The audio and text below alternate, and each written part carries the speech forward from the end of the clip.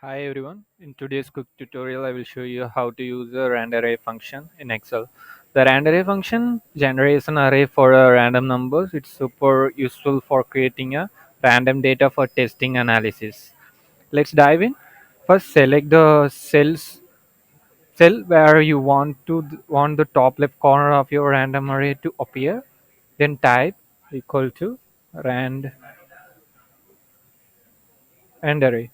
Then the row counts. I am going to create a 3 by 3 3 by 3, 3 rows and 3 columns, then close. Ta-da. So it will now it we will see that some random numbers which was generated by the rand array function.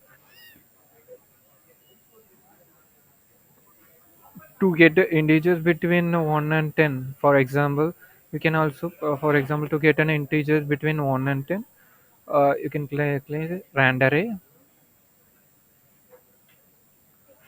then the rows 3, column 3, and the minimum value will be 1 and the maximum value be 10. Then type true. True at the end ensures the numbers are whole. Then type. So it will create a, now it is creating the random numbers between 1 and 2.